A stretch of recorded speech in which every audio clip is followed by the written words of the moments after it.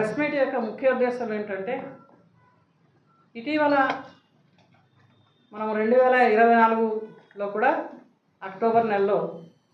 మా సంస్థ తరపు నుండి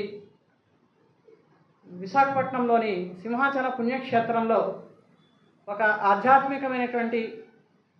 శాస్త్రీయపరమైన జ్ఞాన విజ్ఞానంతో కూడినటువంటి ఒక మ్యూజియంను నిర్మించాలని,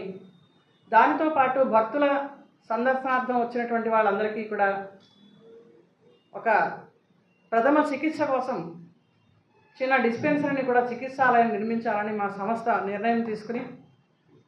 గత 2024 సంవత్సరంలో అక్టోబర్ నెలలో మన రాష్ట్ర ముఖ్యమంత్రి గారు గౌరవనీయులైన శ్రీ నారా చంద్రబాబు నాయుడు గారిని కలిసి, ఇంకా మిగిలిన ఒక 14 మినిస్టర్లకి కూడా ఈ లెటర్ అనేది మేము సవినయంగా ఈ వినతి పత్రాన్ని ఇచ్చామండి. దాన్ని పురస్కరించుకుని ఇప్పుడు ఈ సంవత్సరంలో 2025లో కూడా మొన్న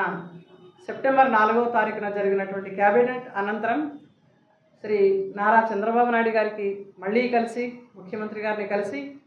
మళ్ళీ ఈ లెటర్ని మేము ఇవ్వడం జరిగిందండి. అలాగే ఎండోమెంట్ కమిషనర్ గారికి,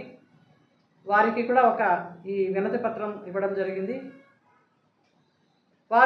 ప్రభుత్వం వారు స్పందించిన తీరు ప్రకారం మళ్ళీ మేము ఈ లెటర్ని మాకు ఎండోమెంటు భూముల్ని ఇవ్వలేకపోయినా, ఇవ్వడానికి సానుకూలంగా ఒకవేళ రూల్ లేకపోయినా కొండచాలు ప్రాంతంలో, కొండ దిగువన సింహాచలం కొండలను ఆనుకుని కొండవాలు ప్రాంతంలో ఆ పరిసర ప్రాంతాల్లో దగ్గరగా